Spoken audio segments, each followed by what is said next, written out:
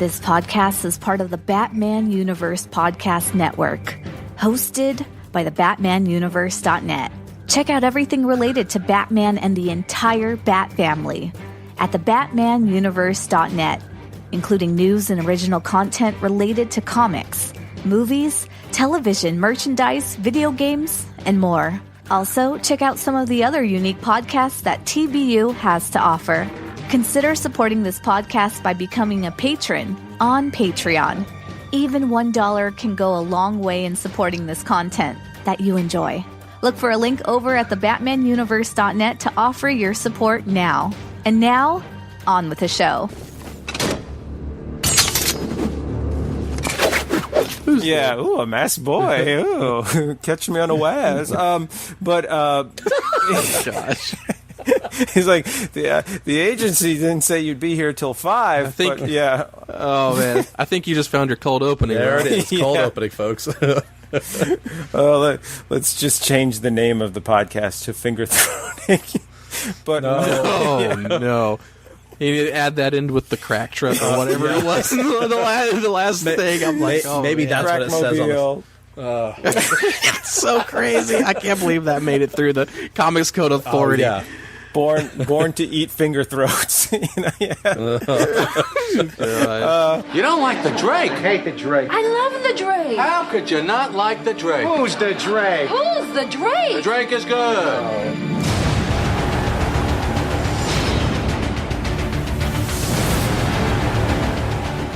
You like the Drake? I love the Drake.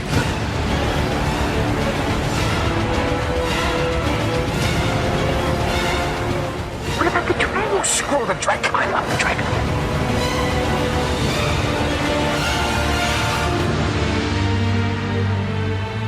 This podcast will take a chronological look at the third boy to wear the mantle of Robin, Tim Drake, through the 90s and 2000 Robin series, Red Robin, Young Justice, and Teen Titans.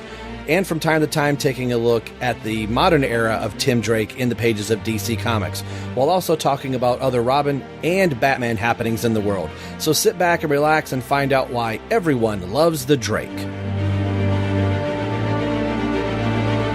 Good for them. Love the Drake.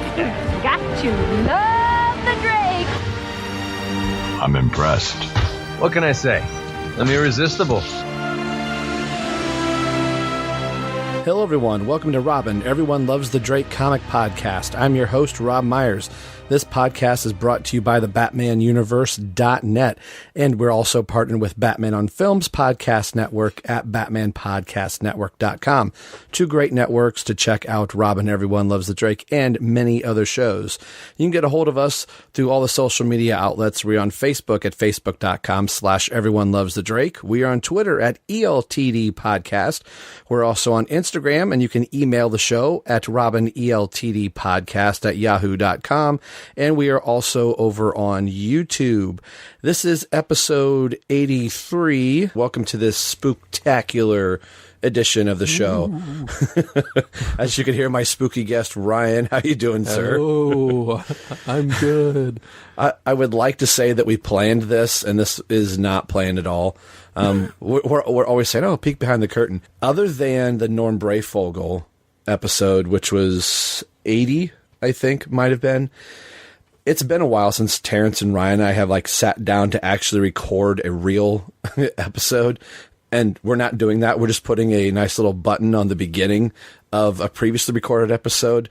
Our last time the three of us were together to talk about comics was August 25th. We recorded for almost 4 hours? Yeah, almost 4 hours that day. And we're like, well, I think we got enough for a few shows. And then with the unfortunate Norm Brayfogle passing, so that kind of gave us a little episode. I threw in the Teen Titans 100-page giant little thing in there, but the 4-hour extravaganza that we had enough for about three-ish shows. So this is the tail end of our final recording. So we're going to have to look and go, it's been a nice little kind of break. We've all been kind of busy. So when we get these little chunks, we just tend to go, let's just knock a bunch of stuff out and, we'll talk to each other again in a year. So, yeah. Since I was going to actually save this for the beginning of November, and I realized that our release date we have available is on Halloween. So happy Halloween to those of you that are listening. And I sent out a quick message to Terence and Ryan, said, hey, I've got the next episode ready to go, but there's no intro. I can record one by myself, but if anybody wants to hop on, and Ryan was able to do so. So with it being Halloween, I thought we would just have a little Halloween-y-ish, that sounds really weird to say, a Halloween discussion of, all things Batman around Halloween, and maybe some Batman stories that we've wanted to read or some of our favorites. And kind of one of the first questions I want to ask, Ryan, did you ever dress up as I know this is probably a dumb question, I know the answer too, but did you ever dress up as Batman or a Batman character for Halloween? Yes, I did. What? Yeah. I'm trying to remember. I believe the Halloween of 1992, I ended up dressing. I almost dressed up as Batman, and my parents got me a Michael Keaton Batman Returns costume. And in retrospect, it was probably pretty cool looking. But what my little kid self didn't like is the chest plate was just this big plastic chest plate, and it looked like the one from the movie, but it was like really bulky. And I remember being like, I don't like it. It's too uncomfortable. I don't know. and then so what happened was they returned it, and they got me the Penguin outfit instead. And so I ended up being Danny DeVito Penguin, and my sister was Catwoman. Huh. And we got like the official, costumes from that. So we did that. And there was another year where I had the homemade Batman costume, like all of it was like made, and like my aunt like sewed me a cape and made a cape and everything. There was another year where I was like another, and that was like the gray and blue Batman. Oh yeah. And then there was another year where I was, the movie Batman with the black costume. And the last time where I dressed up as Batman was 2000. It had to be around like 2000. It probably was 2005 because it was Batman Begins, and we had a big Batman, and it was my senior year in high school, and we had a big Batman themed Halloween party, and so I was Batman. My now wife was Catwoman. We had a Penguin, a Two-Face. So we had a Scarecrow. We had a Poison Ivy. We had a Mr. Freeze. So wow. Yeah. So there's some pictures floating around where I'm looking at my Batman best. I shaved my little goatee off, and try to look very Batman. I did it up really well. I got like one of the deluxe Batman Begins costumes, and I got like the deluxe cowl, and I got some of the more expensive like gauntlet gloves. And I even got and I got one of the premium belts, and I got some of the the hero boots. So I got like a bunch of the more upgradey type stuff for it to look better in it. And I thought it was pretty cool. And I ended up going to one of my friends' houses and getting up on his roof. And they took some in the Batman outfit, yes. And of course, yeah. And they took some, they were taking some pictures of me, and I was trying to do like the whole like Batman pose on a rooftop thing. So and you're praying just for that just right amount of gust of wind to blow your cape. Yeah. So you don't stand there look totally awkward. Yeah. It's been I don't know if I haven't seen those pictures in years, but I remember it being pretty cool just to actually have a Batman costume that was, the best version of something I could get. Cosplay now is like ridiculous, and it probably would be fun to try to, invest in some nice, cosplay stuff, But yeah, so I have dressed up as Batman and his assorted rogues gallery, my fair share. And I like how your first one was like, this doesn't feel right. I shall be the Penguin. Yeah. You go from one extreme to the other. Yeah. Now, this will show you the age. Age difference. Like you said, this was 92, was like your Penguin costume. Yeah. 92, I'm graduating high school, which I think we had a little Halloween type party. But I think for us, it's interesting how things kind of change. Like that wasn't cool to do. It's like if we had a Halloween party, like maybe you got away with wearing a mask of some type, but seeing one of my friends now, his daughter going to a Halloween party in high school, they're completely dressing up, and I was like, man, I would have loved to have done that in high school, but that wasn't the end thing to do back then. But the funny thing is, like my first Batman costume, like 1970 something. There was a lot of hand holding. Did any of your Batman costumes or anything have to say the word Batman on the back of the cape? No. Or we were out of that era of costumes for sure. Like, it wasn't like, this is Batman. No, it was literally like, it was a Batman costume or a penguin costume or a Catwoman. Like, that was away from the era of having the name plastered on the masks or whatever. Oh, yeah. Like, my first Batman mask right atop the forehead said Batman. And I remember looking at my mom going, why does it have to say Batman? And my mom's like, so everybody knows who you are. I'm like, they know who Batman is. So I made her get a magic marker and color it out. Like I told her I would not wear it. And the cape was like a yellow cape that had the Batman logo on the back of it. I'm like, Batman doesn't have a yellow cape. Robin does. Robin has a yellow cape, yeah. And Robin's cape was green. I'm like, Robin doesn't have a yellow cape. So she got like a dark, I don't know where she got a dark sheet. I remember seeing a lot of bedspreads, but I guess there's probably black bedspreads. But I remember get this big sheet, cut it out. And there's a picture of me. I don't even know where it is. It's probably in her photo album. But to me, this pumpkin seemed like 90 feet. But as a 5-year-old, it was probably about as big as a 5 to 4-year-old, a small toddler. And I'm standing next to this pumpkin that just almost comes to my neck. And I'm leaning on this pumpkin like I'm what I thought was like, I'm beating up the Scarecrow or something like that. I don't even know if I know who the Scarecrow was, but I remember my mom going, pretend it's a Batman bad guy. I'm like, they're villains, Mom. They're not bad guys. But, everything, it didn't seem till about, like you said, 89, where I remember looking at costumes, after I was out of high school. I'm like, look at these costumes. They don't say Batman on them at all. How are they supposed to know who they are? Well, I think is like licensed items got a little bit more sophisticated around that time because, like I said, the costumes that I remember getting, the official stuff in 92 was pretty darn close to like, you knew it wasn't just the Penguin or Batman. It was the Penguin and Batman and Catwoman from Batman Returns, like specifically. So they were really trying to tie it in. My girlfriend from high school, when she went to college, it was one of the last things I did with her, ironically. She had a Halloween sorority type mixer and called me up and said, hey, we're having a costume party. Do you want to come up? Can you get a costume pretty quick? She's like, I know you're going to try to find something Batman. I'm like, of course I am. So the only piece of the costume I still have is the Val Kilmer sonar cowl. Nice. And it's tinted in the gray color like it was in the movie. Yeah. And it's done very, very well. I haven't looked at actually, I'm kind of looking at it right now. I want to pick it off the foam mannequin head, which is another little story why my wife now, we were going through like a Hobby Lobby and I saw this foam head and I was like, oh, great. I want to pick this head up. She's like, whoa, what are you getting this foam head for? I was like, for my Batman cowl I have. I'm like, we've only been married a year. And she's like, wait, did you say cowl? I'm like, mask, COWL. And she's like, oh my gosh, am I marrying a nerd? I was like, well, let me show you the nerdum. Have you seen the Robin room yet? Yeah. I keep it locked. That's right. Yeah. 50 Shades of Grey has nothing on. Let me show you the special room. So you're right. It's like right around that time. I think 89 just kind of opened the floodgates. 50 Shades of Drake. 50 Shades of Drake, yeah. That may be the title of this episode.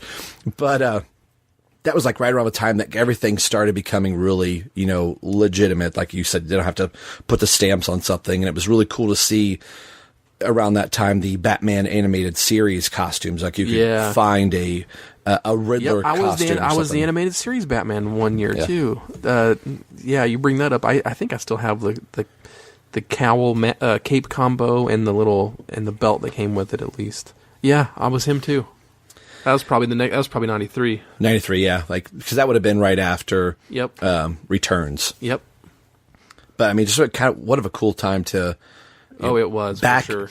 Back in the 70s and 80s when I was growing up. It's like the only Batman that they would mold anything after would be Neil Adams type of work. But again, it's more kid cartoonized. But it'd be more even still back then. It would be the Adam West version of a mask, very pointy ears, with the word Batman written across it, and the plastic, not cloth cape. It's funny because compared to your childhood, I mean, there's like an embarrassment of riches, really, when there's like a Batman movie every 2 or 3 years. It felt like forever as a kid, but when it was like the year a movie came out, when I'm in second grade and Batman Forever's out, it's like, oh man, we get all the new toys and all the new Batman costumes and stuff like that. So And like you said, like Batman Returns and the animated series, it was really cool to just get all of this new, merchandise and stuff. And Halloween was always a really fun time to partake in that.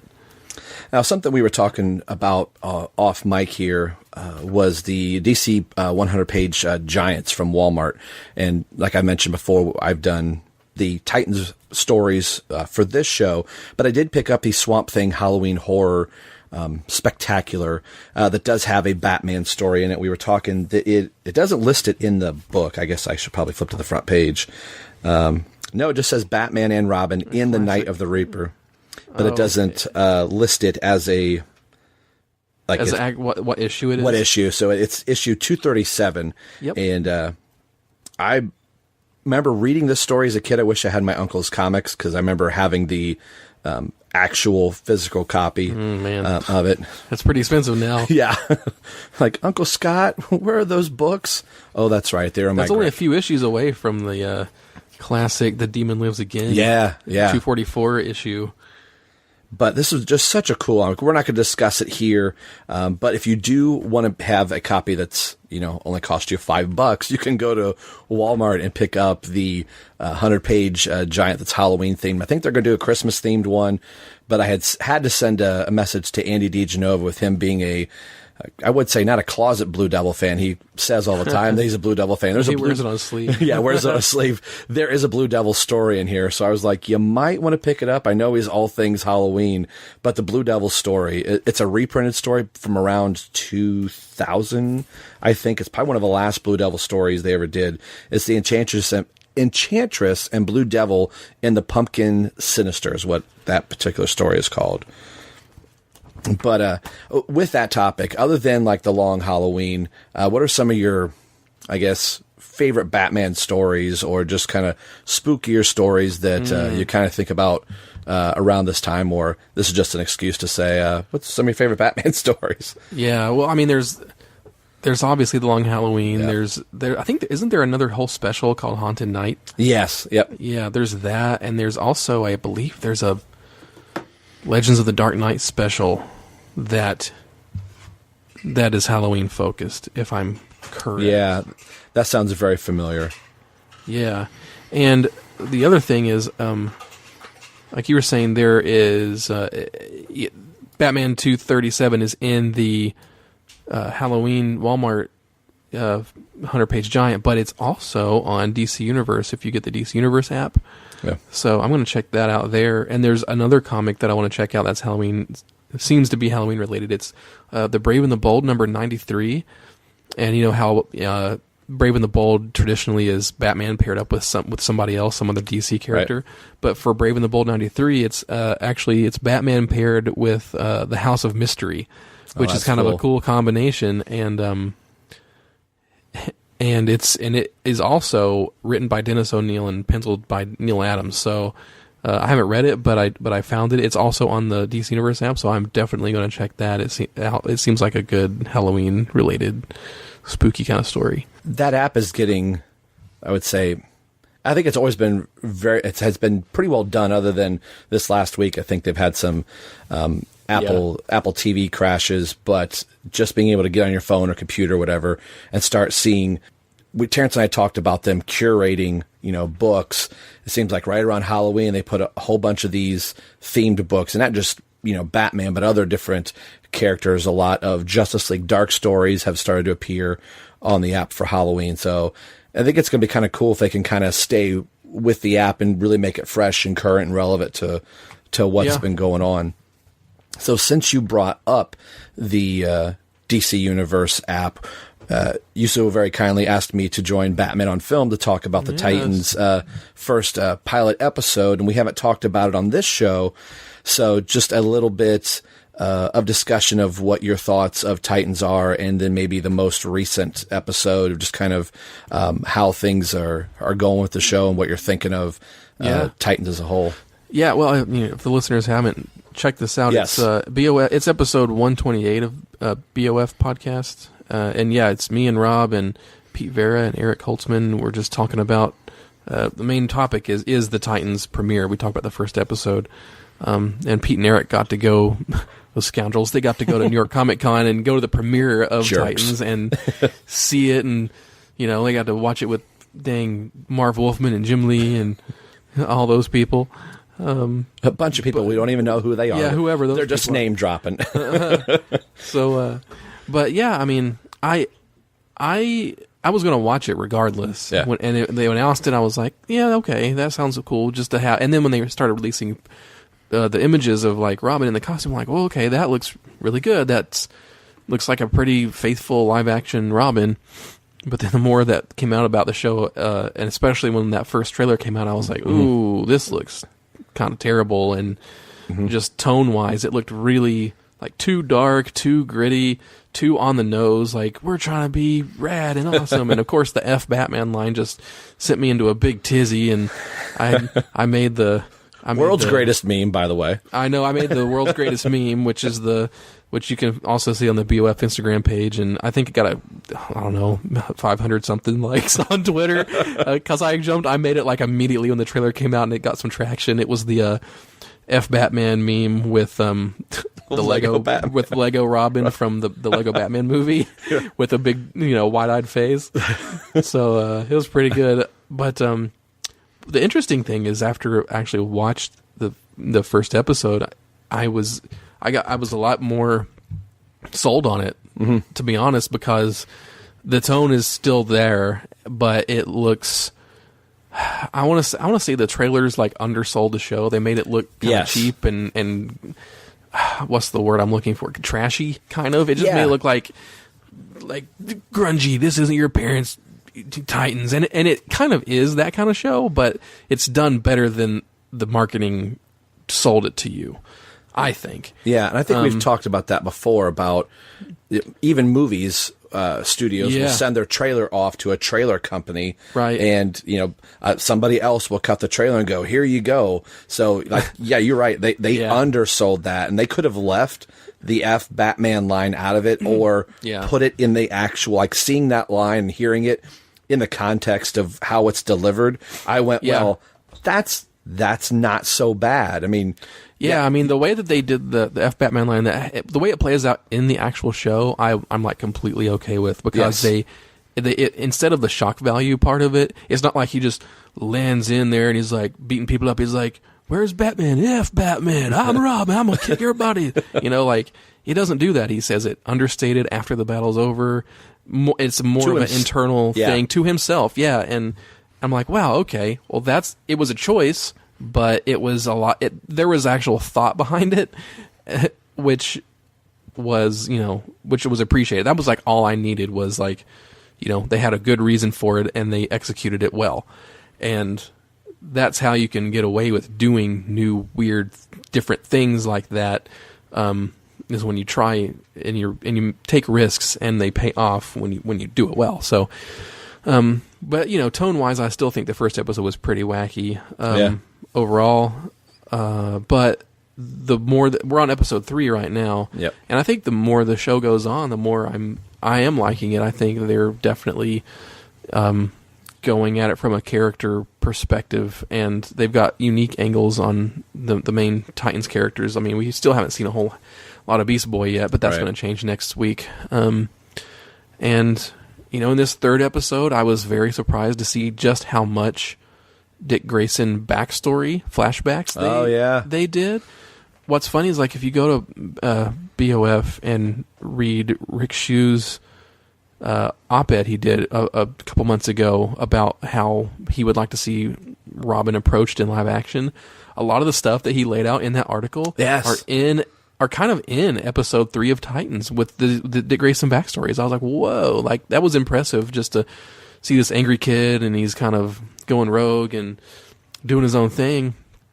And they skirted the line very well between, like, it didn't turn into a full-blown Batman show, but they only showed enough backstory to kind of tie into what the main episode was about. But I thought it was really well done, and I kind of hope that they keep going with that, so we see kind of have more connective threads between Dick Grayson's past and present, because it seems to me like, I mean, the show is laid out in a very mystery kind of way, and we learn more about the history of the characters as we go. Like literally, like Starfire doesn't even know who she is yet, and she's discovering that at the same time as the other Titans and as the viewers are. So that's really interesting. You know, it seems like Dick Grayson started out as a really angry kid, and probably, I guess, with Batman, maybe was the quintessential Robin for a little bit, but then he kind of got sucked into the darkness and brutality part of fighting with Batman, and then that's kind of where you pick him up here after he's left Batman for about 5 years or something like that. Maybe even being kind of like a Teen Titans kind of thing with Hawk and Dove and Donna Troy, perhaps. Yeah. But we're just filling in these blanks as the show goes on. But yeah, I think there's a lot to chew on in the show, and it's impressed me more. And I'm enjoying it a lot more than I thought that I would. I kind of knew from the onset that I was probably I'm one of those. I'm like, oh, I'll like about anything I see. But I was a little apprehensive at the start of it. I'm like, man, with just some of the way the movies have landed, whether you like them or love them, I thought they might have skirted away from just a different tone altogether. But I think the show, this first batch of shows, and probably maybe even the whole opening series, is really going to kind of revolve around the Raven character. And she is a dark character. So I really found myself at the end of this third episode really feeling like, okay, I think they're really starting to land the groove of what the show is trying to be. And I wasn't sitting, just being 2 episodes in from last week, still going, okay, what am I seeing? What's going on? Now for the third episode, I was really like, I knew what I was getting. And midway through Starfire's story in this one, I was like, okay, I'm in for the ride. I'm more excited each week as it goes on. When the end of the episode, I keep finding myself going, oh man, it's over already. So that, to me, that's a good sign of a show. And I wished it was binge available, in the sense that I don't want to wait, but I'm glad I have that thing that's exciting me to, okay, it's only, 6 more days till the next episode. So I think that's a good hallmark of what any show wants to strive, is the repeat viewings from week to week. Like, you could binge a bad show and watch 15 episodes, 20 episodes and go, the show wasn't that good. But season 1. Ugh. But when the show's good, I find myself, when it's binge worthy, of going, okay, I've watched 5 episodes. I don't want to get all the way through and be done in a week. So I am glad that they're using the model of, weekly episodic television to tell all these stories. Kind of makes the payout be a little bit longer. And then in the meantime, I find myself watching other things on the app. Yeah. Have you kept up with the CW shows? I'm so far behind right now. We need to start binge watching shows, or we're just going to go, screw it. We'll treat everything like a prequel and then watch stuff as it's going on. Cause I think the Batwoman episode's coming up rather quickly. And I mean, that's the crazy. Superman, There's you're going to have a crossover with Batwoman, Superman, Supergirl, Green Arrow, the Flash, the 90s Flash. Oh my gosh. We're getting John Wesley Shipp in the 90s Flash outfit, and that thing. Oh, what I really want, the pictures that they're showing are Stephen Amell in the. This isn't really spoilers. Swap the swapping roles. Yeah, Stephen Amell is going to be. He's going to be the Flash, and then Grant Gustin's going to be Green Arrow. That's super cool. I mean, it's one of those things that they can do now. Now that they have so many, there's so many seasons in, they can think of new things to do.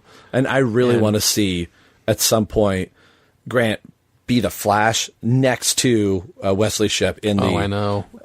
But surely, hopefully, even if that doesn't happen, just to see. I mean, he looks good in that suit. It's not the original suit. They've probably had a better suit, but it looks darn close to what his original Flash suit was. It looks really close. Yeah. And I mean, I think it's is that Flash? Is the Flash from the TV show? Almost as if probably he's been still being that Flash since the 90s is going on. Yeah, so. it's like Flash season, 28, basically. Right. Yeah, exactly. What about Gotham? You don't watch Gotham? No. We're half a season back, so we're kind of rapidly catching up here. So probably we'll probably miss the first episode, maybe 2, but we'll be quickly caught up with it. And this is I don't think it premieres. It's the final season, and I don't think it comes on until next year. Oh, okay. Well, then we'll be easily caught up. And it's only 10 episodes. So, that was a little something we were talking about. So even I do a lot of eye rolling, and my wife, she's probably more of the typical viewer that maybe that show wants to hit, where she's like, I don't care about the comics. She's like, that's your thing. She's like, you kind of get hung up. Well, it's not that way in the comics. She's like, it's not the comics, Rob. So she's able just to kind of watch it and kind of gets into the characters of the show rather than me pulling out my comics going, let me show you why this is wrong, But even there are a few moments where she goes, okay, that seems weird. And I just got my arms folded going, I know, right? But still, it's been a weird, wacky, enjoyable is really a hard word to use, but it's been kind of enjoyable where it's like, okay, well, let's see how you get out of this one. Or I don't know why you made that turn, but there I am, the beginning episode of the next season, kind of just along for the ride. But I will be glad. I feel like the show has been a 5-year heart attack where I'm just like, yeah, basically. Yeah. For me, it has been. I'm like, ugh. They ruined this character. Ugh, they ruined that character. Right. I guess season 5 is going to ruin all the characters. Right. Or then they'll just magically show up and it's like, hey, it's Batman. 10 years later. University. Everything's like Batman. I don't know how that happened. Yeah. Right, exactly. So this is more of like the disaster plane movie that you're watching and going where the flight controller's like, there's no way we can land this plane and only one person can land the plane. Whatever. Yeah. Right, exactly. So this episode brings us, ironically, to a costumed theme adventure for Robin, and this is Robin 18 with the Nutcracker character in this story that kind of fits. Mouse, yes. Fits into Halloween-ish episode. So this was totally unplanned. And what you're going to hear here in just a few seconds is Terence and Ryan and I talking about Robin 18 and our thoughts on this. So we thought we would do this little intro here to bring you into this episode to tell you you're listening to the Batman universe. And more importantly, you're listening to Robin, Everyone Loves the Drake. In 3, 2, 1, Drake.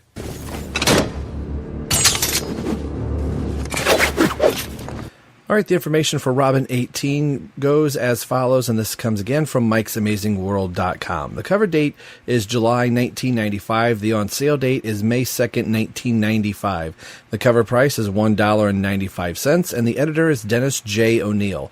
The title, The Mouse That Ate Gotham. The writer is Chuck Dixon. The penciler is Mike Parobeck. The inker is Stan Woosh. The letter is Albert Tobias D. Gunzman, and the colorist is the lovely Adrian Roy. The cover credits to Robin 18 belong to Mike Rowingo, and the inker is Terry Austin. And now the synopsis again. I still like using these, and maybe just because I'm lazy to write my own, but the credit goes to DCWikia.com. The Mouse That Ate Gotham. Someone is highlighting engineering problems in Gotham in a particularly lethal manner, causing walkways to collapse and other city structures to fail. Following leads from dismissed city employee Schuler Alsworthy, Robin tracks down the culprit, who is dressed as a mouse, to City Hall and saves the mayor from death in a faulty elevator. The culprit is revealed to be a woman named Pamela who is hopelessly in love with Mr. Alsworthy, although he had never noticed. Alsworthy was rehired by the mayor himself with carte blanche to ensure that the city's engineering problems are fixed.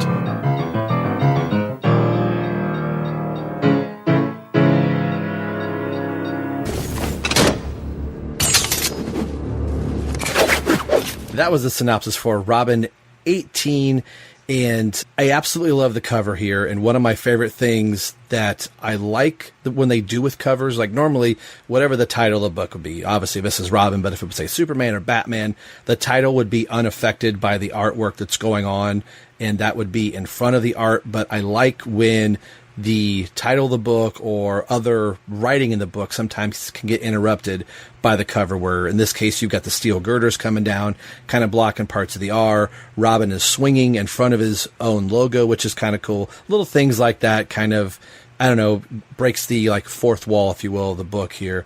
Again, this is something that we talk about in the show. This type of thing kind of doesn't happen in the book, but it kind of does. When I first looked at this, I thought this was Barbara Gordon that had fallen out of a window or something, just looking at it on the shelf, way back when, thinking that she had glasses, but it's just the shadows underneath her eye. But a really cool shot of Robin rescuing a damsel in distress here before we get into the issue. So what do you guys think of the front cover for Robin 18? Let's start with Terence. Okay, so I like half this cover because I like Robin in it, and I like how they emphasize the split in the toes of his boots when that's done. The woman falling was a little jarring because at first it looked like she's wearing like some kind of robe. Like I thought she was like a cult member or something, and I'm like, does this have something to do with like Cobra or something like that? And then later on in the book you find out it's a college student falling, but it doesn't look at all like anything in the book. So half this is good. If I cover her and just look at Robin, and this Robin swinging in and saving somebody is used a lot because in our previous podcast, or casts, depending how Rob edits it, where at the Kinksnake trio of stories, Huntress falls and Robin saves her in the same way. And then at the end of the story, Robin falls and Batman saves him in the same way. And here we have it again.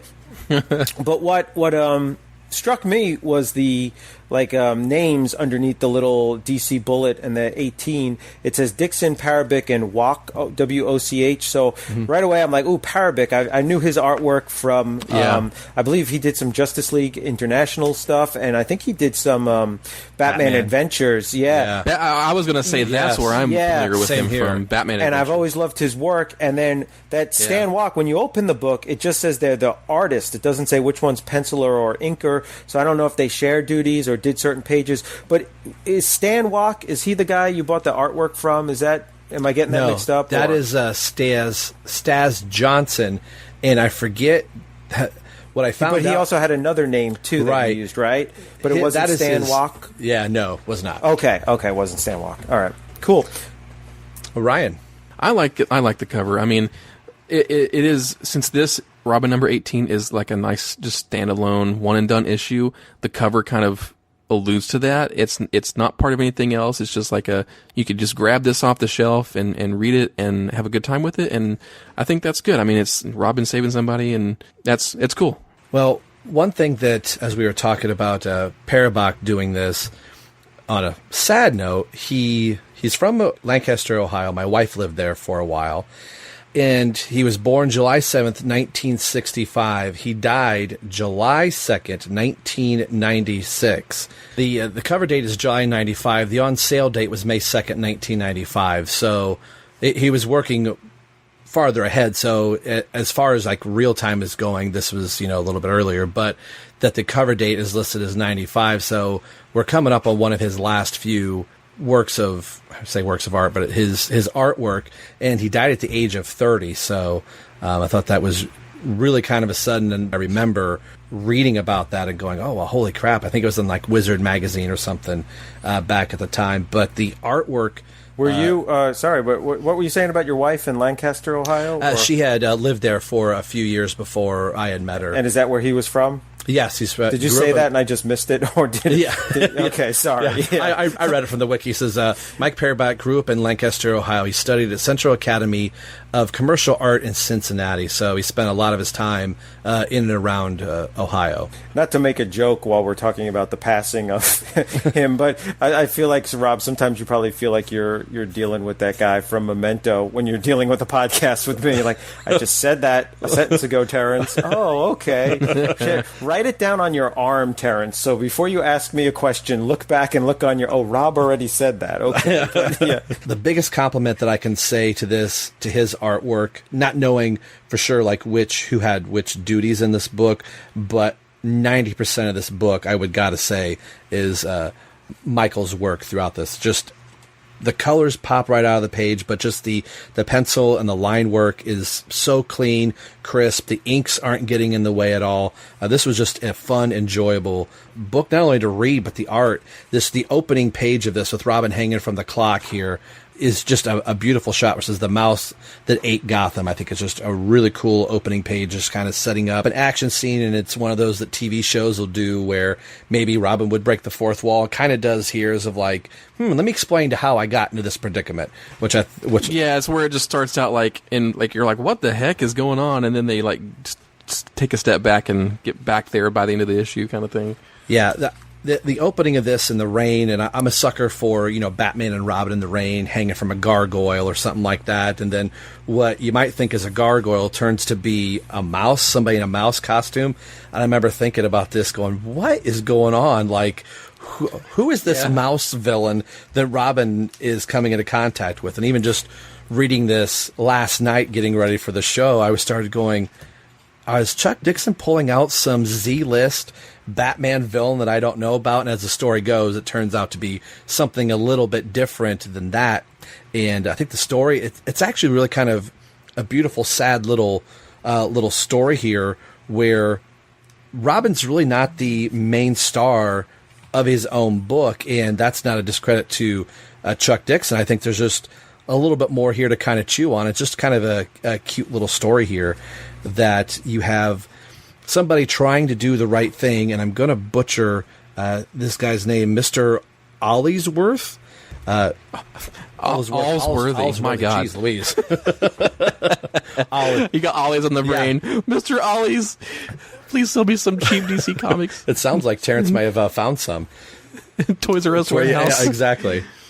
He's trying to come in and do the right thing and passes past Pamela, the secretary here, and does the whole, like, I don't want to see this guy, like the big boss guy, saying, hey, that there are some structural defects in and around Gotham City, and his boss isn't wanting to have any much of this. He's talking about having a window and through with his desk. He doesn't even have a window. Who does he think he is? That really doesn't amount to anything, and Pamela's, like he didn't even say goodbye to her as she kind of walked by. So what did you guys think of the opening setup with plot of the story kind of being unfolded here and Robin fighting this mouse creature at the beginning of the book? Let's start with Ryan here. I really like this opening. This whole issue to me reads like an episode of Batman the Animated Series. Yes. Where they would introduce it's like one of those off episodes where they take an opportunity to kind of feature a main character that they normally wouldn't, like it's a Robin episode, and they introduce a brand new villain that they normally wouldn't. It's like a villain origin thing. The best villain origin, an interesting angle to take with villain origin stories is to make it a mystery of like, well, who is this? Why are they doing it? And you kind of see how the characters react to this new threat and stuff like that. So the whole issue reads like that, and that's why it's kind of fun. And that's kind of the Mike Parobeck connection to me too, is because it evokes, it's more realistic than the animated series work, but him working on the Batman Adventures comic, I think translated itself well to kind of like a one and done story like this.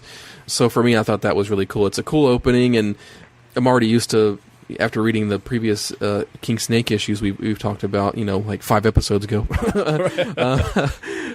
maybe you just see Robin's internal monologue and stuff, and then once it gets to the point of, oh, this weird character in a mouse outfit, that's when it lost me, and I was like, what is this? What's going on? But then just as soon as it gets to the part where, okay, this is clearly weird, and we're gonna backtrack and tell you the story of what's happening, then I was back into the story, because I'm like, oh, okay, it's meant to kind of shock you and be like, well, what's going on? Yeah. So, but yeah, it's an interesting opening that does kind of get you invested in what's going on with this story. Terrence. All right, so opening up a story like this midway through and having action and then going back is such a classic Chuck Dixon way to start a story. That's like Dixon 101 right there, and I love it.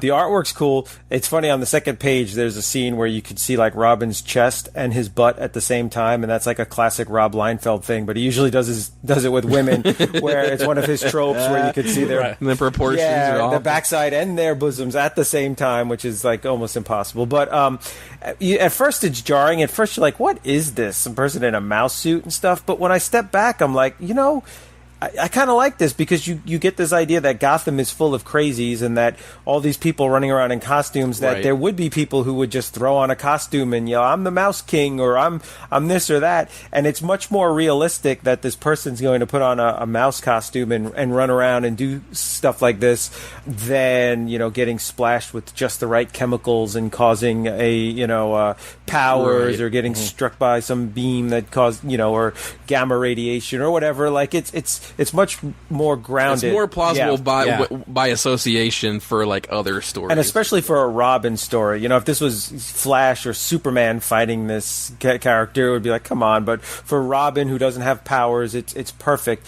And unfortunately, and I think it was probably spoiled in the synopsis that Rob read. I fell asleep, so I wasn't paying attention when he read that. But no, he records it at a different time. So, Rob, you could tell me if it's in the synopsis or not. We know there's a twist to who actually is in the mouse suit, and you're supposed to think it's the guy who sells us discounted DC Comics, Mr. Ali, but it's really Pamela. But I had got that spoiled for me because of you two and having to do this podcast, because I pulled this issue out a few months back when we were looking at the letter columns of Robin 13 and saw the ending. But I think also the letter columns. Yeah, the letter columns right there. You could see Pamela being handcuffed with the and everything. So so we probably looked at 18 to talk about issue 13, issue 13. 13. Yeah, 13. Part of Prodigal. Yeah, I forgot about this completely. Yeah, and I think I actually flipped through it before I read it again and saw her also in the back there being arrested. But it's not the most amazing twist ever in a comic, but I did really enjoy the beginning and the opening, and I know you both said it, so I'm going to say it a third time. It does feel like Batman the Animated Series in every good way possible. And I know Terence and Ryan don't know this, but I recorded the synopsis today, and I did put some Batman Animated Series music underneath this, and you guys have already heard it already, but for my co-hosts, I have a Danny Elfman version of the Batman Animated Series played on just the piano by itself, and it's done in this old-time movie thing kind of feel to it, and which I think really kind of goes with this issue of kind of where they would kind of have just some different music, and just that you're not sure what kind of era the animated series is kind of in. It's modern, but feels kind of classic at the same time. Something that I didn't... Oh, hey, before you go on, I got a music point for you. This will be real quick, but Rob was nice enough to make a brand new intro for our sister podcast, Batman and Robin Eternal Volume 2, which we've recorded a couple episodes. What, did I say that wrong, or did I... No. It's just it's crazy, the story of how long the title is. The name of the title, and it just got me thinking about how the Twitter for that had to be kind of like a Bandari Eternal Pod or something. It makes me feel so bad. It's crazy, but that's what it is. But so. I threw together a quick little intro. I'm not good with editing and that kind of stuff, and it was kind of just a placeholder till we could get it better. Rob put together a really great new intro for the podcast, and I said we've recorded a couple episodes with Sherlock Ward about Batgirl, Stephanie Brown. I couldn't think of her first name. Stephanie Brown, Batgirl, and we've got a few more coming in the works. But Rob sent me the new intro. And I hit play, and it played on iTunes, and I was doing some stuff and listening to it. I'm like, that sounds really cool. But I didn't realize the next song up on iTunes was the Music Meister, because I have that soundtrack. And so when it started playing Music Meister, it had fluidity, I should say. I'm actually really using the word, from our intro. So I thought the Music Meister was just part of the intro, and I was like, oh, that's kind of different, but that's kind of cool. And then it's going, and I'm like, wow, Rob has really put a lot of this Music Meister. So this this is a long intro with the, and then I realized, oh, it's played the next couple songs. But for a while there, I thought, I didn't realize Rob liked the Music Meister so much. But anyway. This is Batman. And Robin, the Boy Wonder. Welcoming you to Volume 2 of the Batman and Robin Eternal Podcast. You think you did. You don't know him like I do. He manipulates, pulls strings, anything to get what he wants. I thought we had the same goals. Things change. I changed. The game's over, Batman. I quit. What's the matter? Lost for words? I expected more. I'm hurt. Joker sent me the film. I saw him kill you. Don't you dare lie to me! How long did you wait before replacing me, huh? A month? A week? I trusted you! Yeah! We did it! We aced him! I set him up, you take him out. 1-2, huh, Batman? Ugh. You'll be fine. Of course I will. You trained me. What's your name? Carrie Kelly. Robin. Is this what you wore in training? It's what I wore when I went on patrol. The only thing it's missing is lace trim and a sun hat. Chicks dig the car. This is why Superman works alone. Then it sounds to me like it's time to rumble. Indeed, but it is you who will take the tumble. I'm sorry, hon, but did you just sing that? Of course I did not. Wait, yes I did. I'm sounding shrill against my will and cannot stop this singing. And in my ears I swear I hear a quite distinctive ringing. This silly game is very lame and someone's going to pay. An unknown force, but where's the source that has us in its sway? Who is doing this to us? And on this we must concur. They're dastardly, despicable, disturbingly inexplicable, and imminently kickable. That deadly mountain rat is the Music Meister!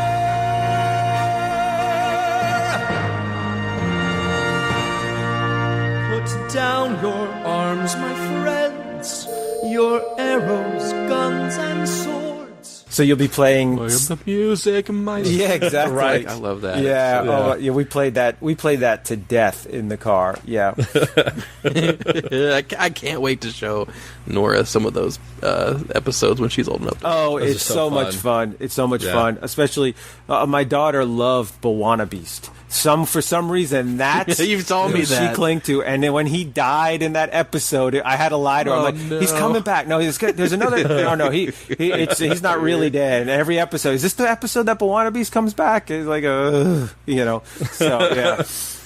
Oh man, that's awesome. For one of a nail, the horse was lost. For one of his place, Rob was lost in the podcast.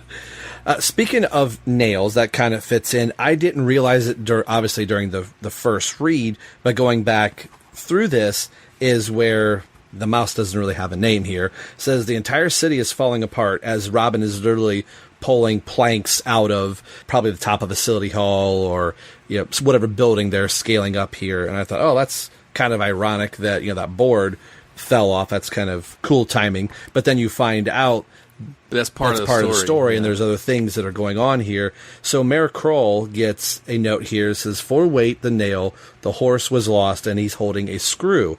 And I could hear the music in the Batman the Animated Series where somebody falls or about trips. You have that little kind of sound where he sits back into his chair and falls right over for a gag here. Calls in the maintenance guys, and they're like, hey, we're looking for a bolt. It's about this long, and they're kind of like, so it's that bolt that the mayor had, where all this is kind of getting put together that, this is just the chair, but there's other structural things that are happening in Gotham City.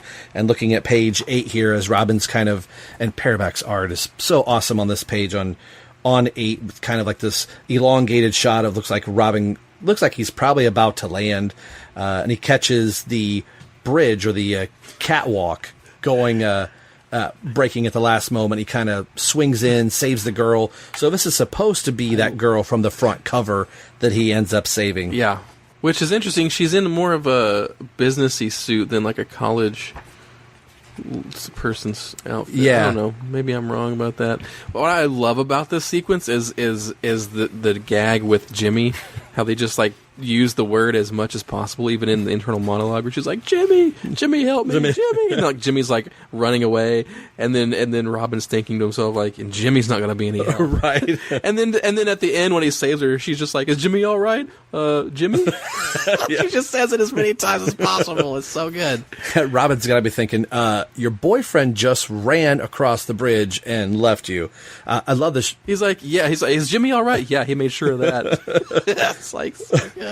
I love in 9 where the bat signal comes up and Robin's going to have to go off to the police station. And this is a cool sequence, and I'll get your guys' thoughts on this, is Robin going into the GCPD, commenting through the window, and Sarah Essen saying, you're alone. That signal doesn't bring both of you, and says Batman's kind of involved in something. There's a question there for you guys. What is he referring to? I have no clue. It says, hoping Terence would know. So Robin points out that says, look, I'm not second best, Commissioner Essen. I wouldn't be here if I couldn't handle it. So at that moment, Sarah Essen's kind of like, okay, you're absolutely right. Commissioner Gordon spoke highly of both of you, so that's what we're going to do. So then we go through all of the pieces of things that have fallen off buildings, and Robin's kind of going through all these and gets a bag that has a U-shaped metal piece and then a pin going through it. So what do you guys think of the saving the damsel in distress here, and then Robin and Sarah Essen working together? Let's go to Terence.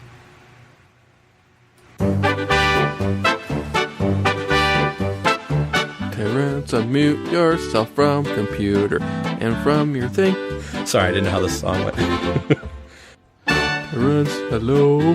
The thing I always put whenever I need to have a song where I just put lyrics behind it. It's always put words behind something funny on the way to the forum. Yeah, something familiar, something peculiar, something for everyone coming in tonight, and I just put like whatever words behind it. I'm sorry, your answer must be in the form of a question, but thank you for playing.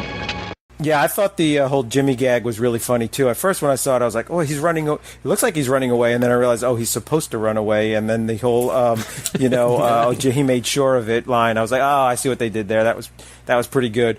I don't know what Robin is referring to here with the fact that he's busy for something other than he is in 3 other comics, Detective and...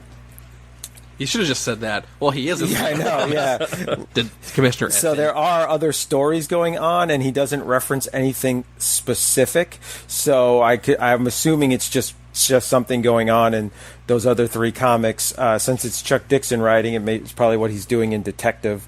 And I love here, too, that Robin has that, like that arrogance and that self-confidence, kind of what Jeff Johns really tapped into with how he wrote Tim Drake, and we saw that in James Tinian's run in Detective, where he's like, he says here, look, I'm not second best, Commissioner Essen. I wouldn't be here if I couldn't handle it, and I like that, just that self-confidence he has. Ryan. Yeah, I mean, I kind of talked about it already. I mean, I like this scene with him and Essen just because it's you have Batman and Gordon, and that's always like a classic pairing, but having Essen be in the spot of Gordon almost gives Robin his own like foil here. Yeah. Where it is the Commissioner, but it's a different person, so it gives Robin more of his own opportunity to kind of prove himself with the Commissioner, who's also trying to prove herself, and I think that's kind of a cool pairing. Yeah, and it's not Robin coming into Commissioner Gordon that's worked with Dick Grayson, has worked with Jason Todd, and that he's trying to figure out that there's this long history between Batman and Commissioner James Gordon. So now both of these two are on equal footing here. She's new to the job, and she just needs to learn to trust. Well, James had a lot of faith in these 2 individuals, so I'm going to too. So I think Tim can kind of throw his weight around a little bit more than maybe he would have if it was Gordon. I might have solved our little mystery here. So the cover date on the Robin 18 is July 95, and the Detective Comics that month is 687, which is 1 issue right after the King Snake story. Correct. 685 and 6. Yeah. So In Detective Comics 687, it says it's called Red Tide is the name of the story, and it says a gang of pirates led by Captain Fear begins terrorizing Gotham's waters. Batman is captured by the pirates while Robin barely escapes. So I guess in theory, Batman has been captured by pirates. Robin barely escapes, and he's just like, yeah, Batman's involved with something, aka captured by pirates. Maybe that's what he's referring to. Yeah, those 2 issues, 687 and 688, have amazing Graham Nolan covers on it. One has got Batman like tied to a buoy, and the other one has got Batman like gasping for air out of the water.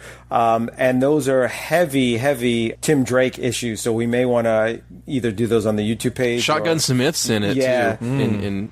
But that story's kind of self-contained. If you look at 687, I have them right in front of me here.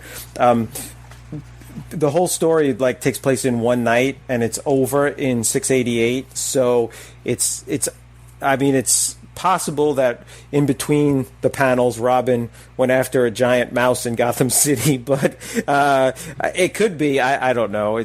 But who knows with comic book time, you know? But those 2 issues are really, really good. The art.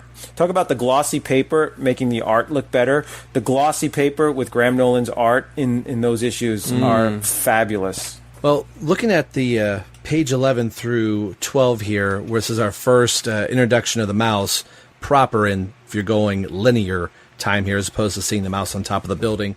And it's kind of a game of literal cat and mouse here. Mouse breaks open the fuse box and has the lights off and literally escapes through a Tom and Jerry sized hole.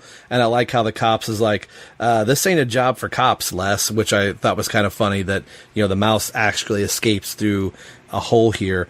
And this one panel on 13, if this does not scream Dick Grayson, the Batman the Animated Series on this page, I don't know what does, where he's on the computer with his tongue out typing in. This looks like this belongs in the Batman Animated Series. I don't mean that as bad or anything like that, but you can really tell that this is a Batman Animated Series artist on this. And even we would see something like this, usually done with Batman having the flashlight in his mouth, going through the files. Exactly. Which, I mean, I've seen that in numerous episodes, so that's really kind of cool to see it here. Robin is able to find out who's in charge of all the structural things in Gotham City, and goes to Mr. Olliesworth. I'm just going to keep saying it wrong now on purpose. And showing him the bolt. And him explaining, what's going on, that he even says he had gotten fired for it and everything else like that. I like the moment. He says, good God, do you have a car? Like, we need to get going. So we get the Redbird coming in here. So that's really kind of cool, seeing Robin in the Redbird with a civilian on the way to go solve a case, which is, you don't see that often. Yeah. I think you would probably see it more with Robin than you would Batman, but typically that doesn't happen. It's usually Spoiler or Wally, some other hero is in the car with the hero. So I think this section's really cool, where they're on their way to Mayor Kroll's party and figuring out that it's an elevator. This is a bracket that is holding the structural integrity of the elevator as it stops. It's supposed to have 4, but if we're holding this one, that means the elevator only has 3. So they're on a mad dash to this ball, and hopefully Robin can make it there in time. So what'd you think about this sequence with Mr. Ollie, which I know that's the wrong name, but I'm going to keep saying it. I like this sequence. I think I mentioned this earlier. I mean, this whole thing feels like a one-shot villain origin from the animated series, and what it really made me think of is the Clock King. Yes, because totally. That's a guy that had a job. He was good at it, but then he gets fired from it or whatever, and then he seeks revenge on the mayor. Right. So it's kind of like and he works in the city in a civil capacity or whatever. So it evoked a lot of that kind of story structure for me. And page 14, when Robin is talking to Allsworthy, and again, the coloring is cool because it's it's all yellow light, it's lit by the fireplace and stuff like that. I kind of love it when the coloring is able to kind of do some dynamic stuff like that. But this is the page where I thought, oh, well, maybe the mouse isn't Allsworthy, because the whole way it's like, oh, of course it is, but when he's just like casually being like, oh, what's happening and stuff, I was like, well, he could be like trying to, play dumb or whatever, but I'm like, no, I think he's being genuine. And I was like, well, who else could the mouse be? And then I go back in the issue, I'm like, oh, okay, it's gotta be the receptionist. Yeah. It's gotta be Pamela. It's gotta be her. Just reading, it's kind of something I went back and read the first couple pages. I'm like, okay, it's gotta be her. And of course, I was proven right by the time the comic ends. And that's what they do. Like the more views you see of the mouse, the more you get to see like the eyes. Yeah. And like, oh, that's kind of female eyes, and oh, okay, it's green eyes. Oh, okay, and then you kind of can figure it out yourself if you catch it. So I thought that was interesting. I like seeing Robin in the Redbird, and then again seeing Robin just kind of be this kind of, he infiltrates this party and kind of just saves everybody, but doesn't really take any credit for it. I just kind of love that he shows up in the elevator and he's like, does that? He says for want of war the king was lost. Ring a bell, Your Honor. And he's like, yeah, I know you suck, and he just like saves everybody, but doesn't like take any credit for it, and kind of is doing this in the background. So I thought that was really kind of fun. There was something I had here. Let's go to Terence real quick. So you know what I thought was interesting was Ollie here is sleeping, daydreaming about all the merch he's gotten from Toys R Us and DC Comics. And he's awoken by Robin just standing there, and his reaction is he doesn't like scream or yell. He goes, "A masked boy." And I'm like, where's this going? Is there going to be another finger? Is he going to finger throat him, if you will, or whatever? But then he's just so we always get silly at the end of like a long recording here. But I liked Robin driving around in the Redbird. It kind of reminded me of Sleigh Bells when he was driving around with Joker for some reason. Yeah. Totally different. But I like how Joker. Robin doesn't quite believe that he's not the Mouse King. Like he threatens him a couple times, and I love that. Yeah, part. I like how he's got that suspicion. And then the elevator scene reminded me of Die Hard a bit. You know, remember when he's in the elevator shaft, and it's some really great artwork and really great use of negative space. How there's like the black around the shaft, and he's in the shaft with the lighting and stuff, and it's just it's really, really well done. Yeah. That was the other thing I was thinking of. You mentioned all the negative space, and everything is on the side to kind of give you the elongated panel to show you the shaft goes all the way down. That's what she said. See, now we're getting funny. So now we are back at the very beginning of the book, and we're with the Mouse King that Terence is so happily named, and he or she, well, we know it's a she, is saying nobody cares, nobody's listening. Hey, Rob. The reason why I keep calling it the Mouse King, sorry to interrupt you there, is because at the end they say that she got the suit from a production of the Nutcracker that she was in, and that the character is the Mouse King in the Nutcracker, so that's why I had that. I completely forgot that. And just to interrupt Terence interrupting Rob, I when I saw that at the beginning of this issue, my mind immediately went to the Mouse King from the Nutcracker, and I was like, I wonder if that's intentional. And then I was glad to see that that's exactly what it was at the end of the issue. And I'll never forget the Mouse King, because we did the big thing in my elementary school was like the 5th grade class is like the graduating class in the elementary school, and their big thing is to do the Nutcracker. So they always do the Nutcracker, and when I did it in 5th grade, I was the Mouse King. So that part is always near and dear to my heart. Yeah, I didn't even piece that together until we get to the end, and if only we could have gotten Ryan this comic book when he was a young lad. Right before that, he would have known, like, oh, the Mouse King. I need to go around and like pull out like nuts and bolts all around my school and unscrew the principal's chair and like loosen up the monkey bars and the thing. But oh well. Well, who comes to Robin's rescue?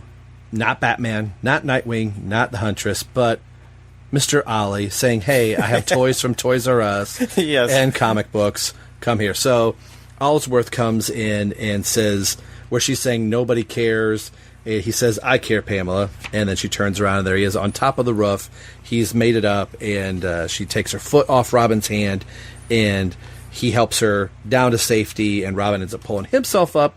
And the end of the book, like Terence said, it was spoiled for him when we did the letters column of her being let off in chains. And Mayor Kroll is so happy that his city isn't tore apart and he's not going to have chairs falling over anymore, that he gets hired as a special, what does it say, with full powers to begin directorship of the engineering department. Yes. Yeah. So he could tell all these things were going on, and he needs somebody on his staff and team that is going to be looking out for the city of Gotham.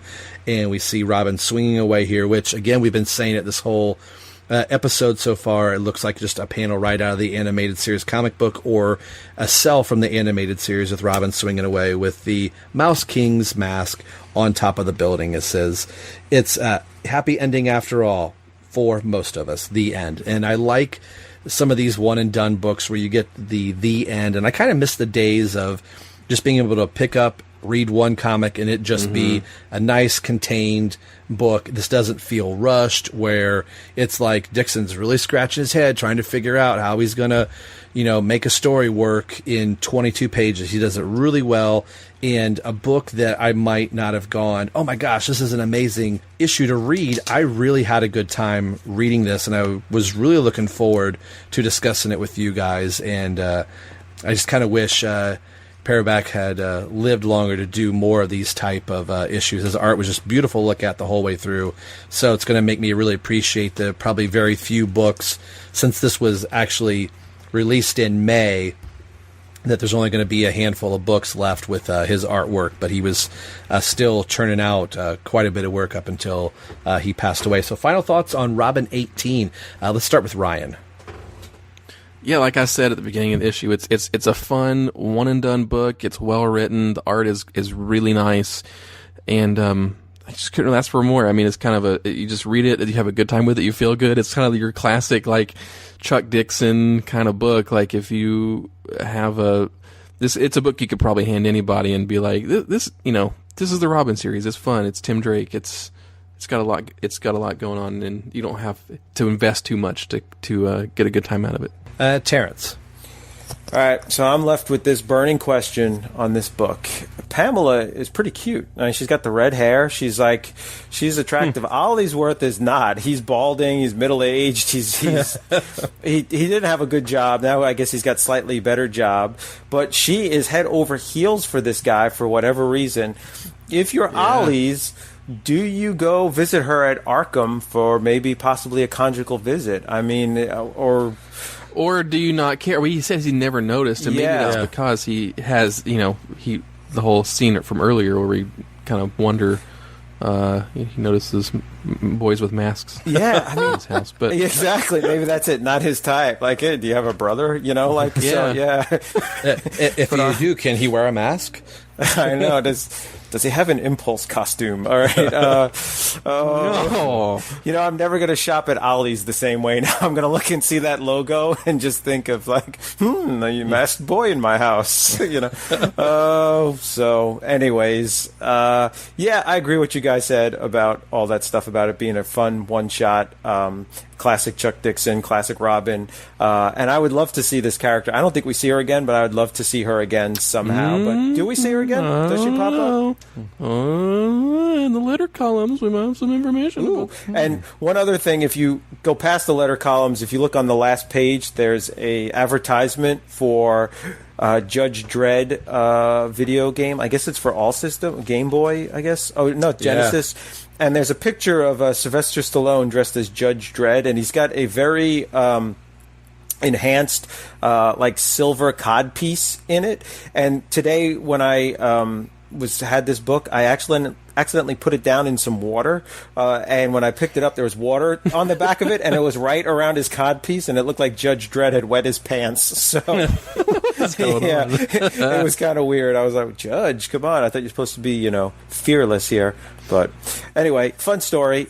I couldn't help it. Yeah, I didn't pee my pants. I am the law. Yeah. All right, so this is one of my favorite parts of the show.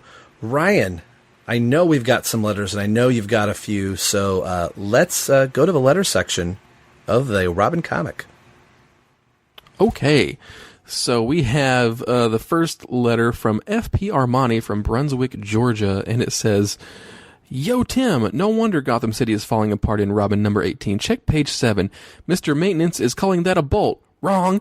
It's a simple wood screw. By all appearances, a number 10 by 1.5 zinc-plated round-head wood screw. Hey, the guys at Wayne Tech wouldn't make that mistake.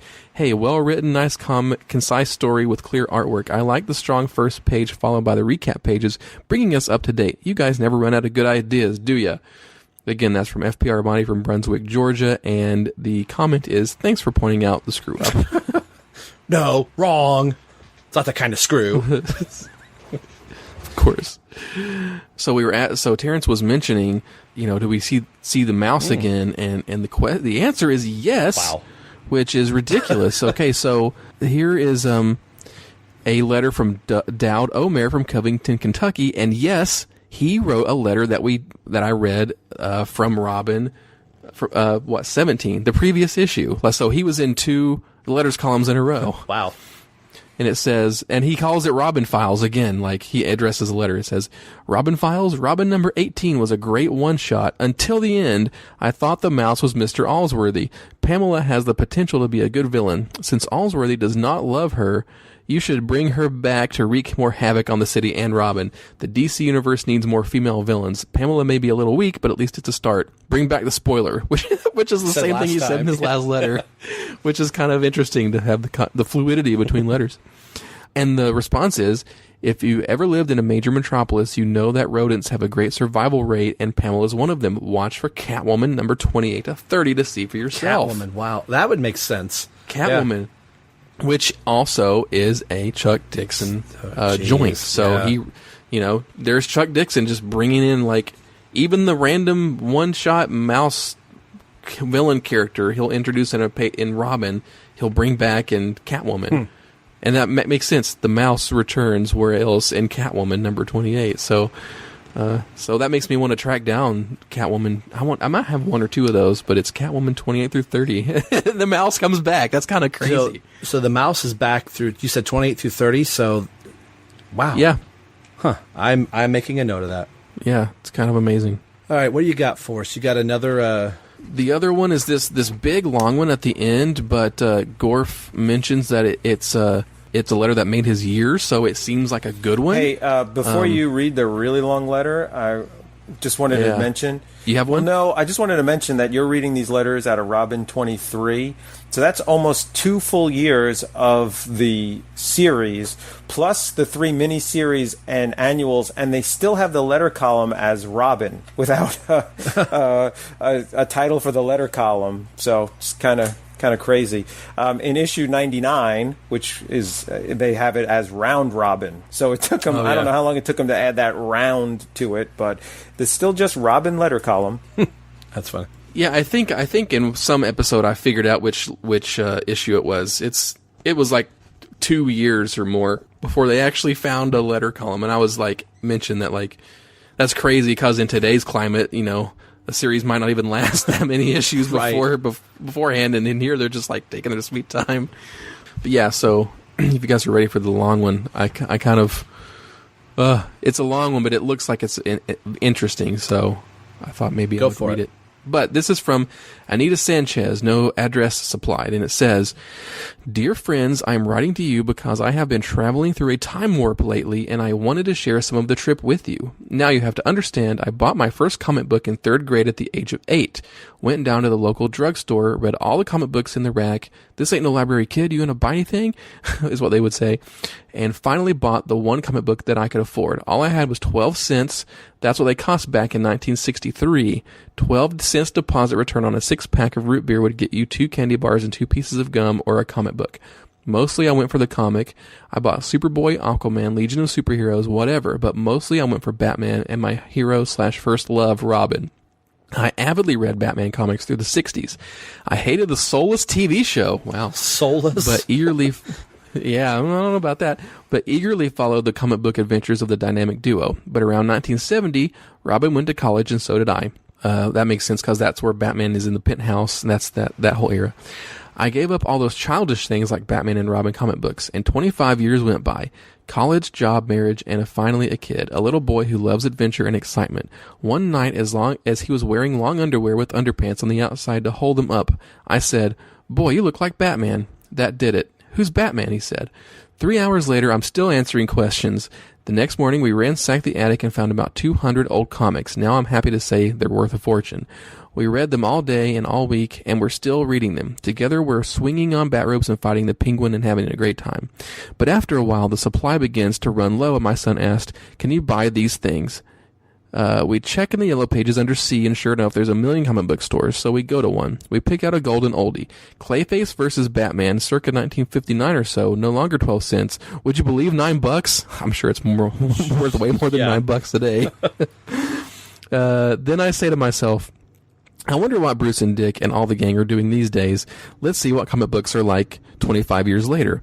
Picture this. Comic book store 6-year-old eagerly scanning the Batman figurines. I've promised I'll buy him one of them if he leaves me alone for 10 minutes. And an almost 40-year-old mother and career woman surreptitiously opening the first new DC comic book in 25 years. It happened to be Robin number 0. How nice. The Robin suit's changed a bit, but at least he's still around. Then I start reading the dialogue. Tim. Who's this Tim?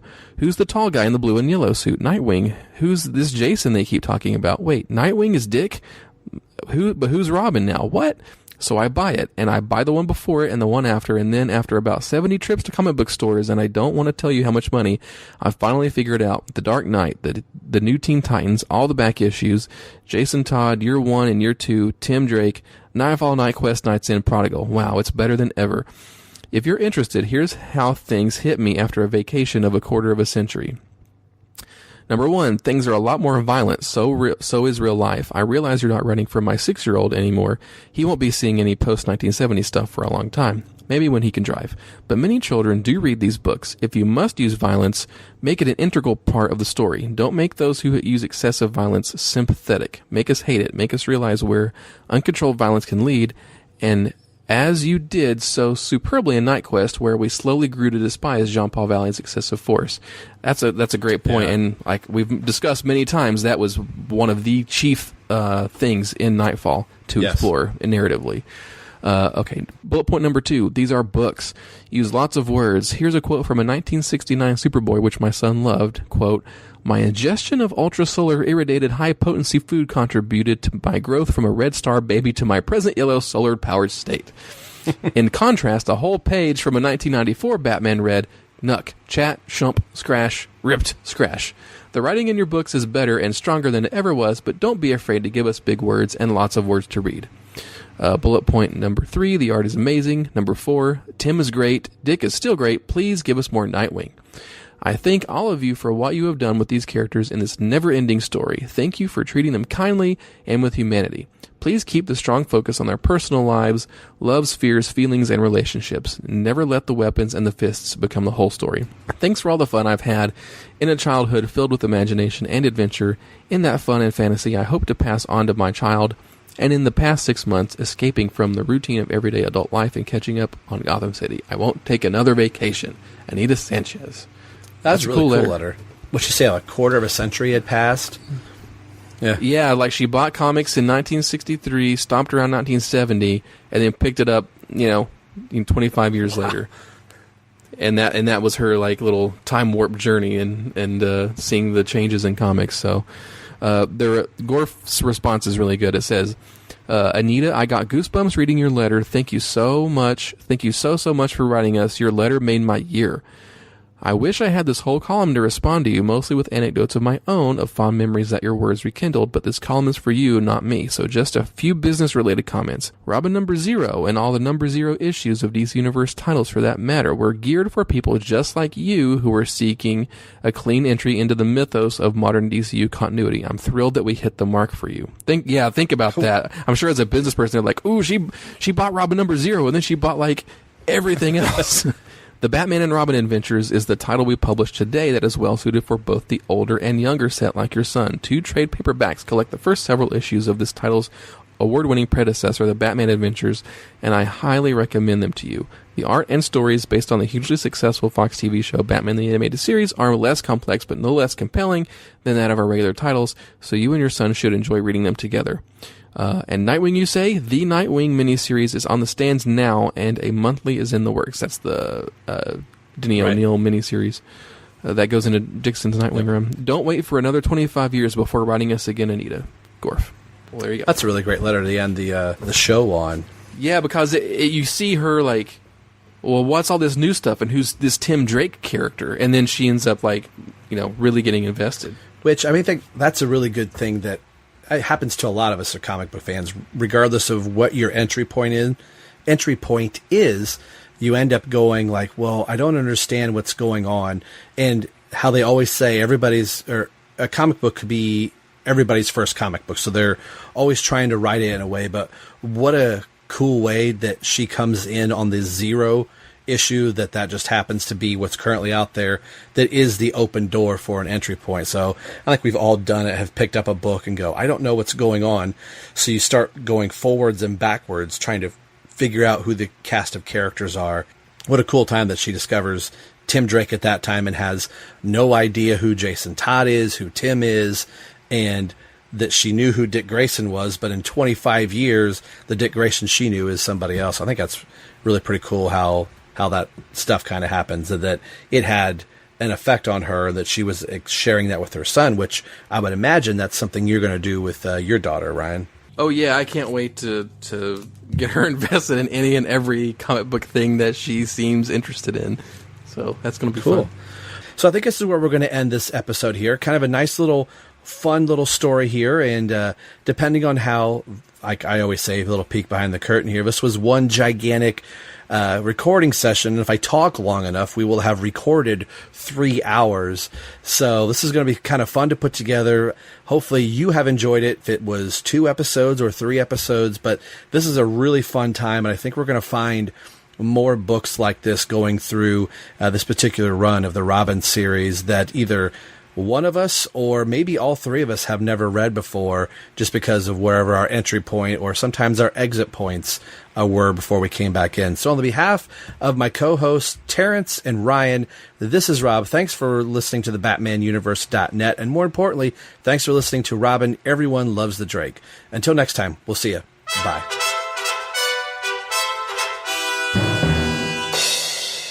Playgoers, I bid you welcome. The theater is a temple, and we are here to worship the gods of comedy and tragedy. Tonight, I am pleased to announce a comedy! We shall employ every device we know in our desire to divert you. Something familiar, something peculiar, something for everyone, a comedy tonight. Something appealing, something appalling, something for everyone, a comedy tonight. Nothing. Thanks for listening to Robin, Everyone Loves the Drake podcast. This has been brought to you by the BatmanUniverse.net. Tim Drake, Robin, and all Batman-related characters are under copyright of DC Comics. This podcast is solely for entertainment purposes, so no infringement is intended by this show. This show is not a good revenue stream. Actually, there's not a stream at all. All music and sound clips are under copyright by their respected copyright holders. So there should be no need to send the Penguins lawyers after us for ill-gotten gains, because there are none. You can get a hold of the show a few different ways. We are on Twitter at ELTD Podcast. You can also email in at robineltdpodcast@yahoo.com. Our Facebook page can be found at www.facebook.com/everyonelovesthedrake. And as always, you can message directly over at the BatmanUniverse.net. So email, tweet, or message us. We'd love to hear from you, and we'll read your comments or responses on the show. The show you're listening to can be found a few different ways through iTunes and Windows Media, also over at our host, TBU. Leave us a review on iTunes if you listen there. It'll help spread the word of the show. Make sure you head over to the BatmanUniverse.net, your home for all things Batman and Robin. Thanks for listening to the show and hearing why everyone loves the Drake. We'll see you in a few weeks. Take care. Nothing with gods, nothing with fate. Weighty affairs will just have to wait. Nothing that's formal. Nothing that's normal. No recitation to recite. Open up the curtain.